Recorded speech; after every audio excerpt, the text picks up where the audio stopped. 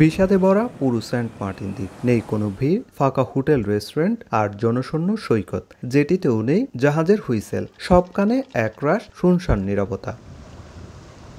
দ্বীপবাসীর অভিযোগ, আগে অক্টোবর থেকে পর্যটক আসা শুরু হলেও গত বছর থেকে পরিবেশ রক্ষার নামে নানা বিধিনিষেধে থমকে গেছে পর্যটন। এবারও নভেম্বরের শুরুতে ভ্রমণ উন্মুক্ত হলেও জাহাজ চলাচল না করায় দেখা নেই পর্যটকের। আগে 4 মাসের ব্যবসা করে সারা বছর সংসার চললেও এখন মাত্র 2 মাসের আয়ে টিকে থাকতে হচ্ছে। অভাব অনটনে অনেকেই জীবিকার খোঁজে দ্বীপ ছাড়তে বাধ্য হচ্ছেন। 50 দিনে আমাদের ব্যবসা হয়েছিল কিছুটা, 2 মাস পর্যন্ত চলতে পারছিলাম টানা ইনস্টা করে।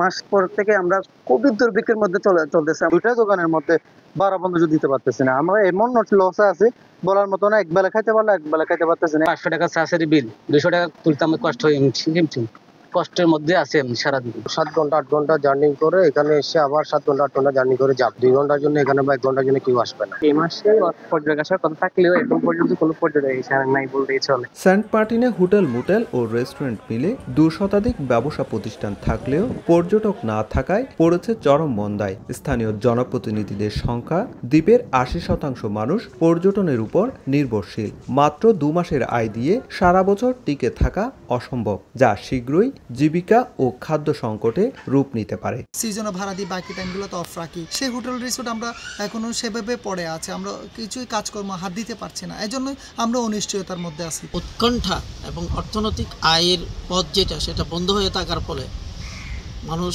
অর্ধাহারে অনাহারে জীবনযাপন কাটাবে। সেন্ট মার্টিনের মানুষ উঠুনিয়া টেকনাফ চলে আইছে। সেন্ট মার্টিনবাসী যদি এরকম থাকলে অনাহারে মরবে।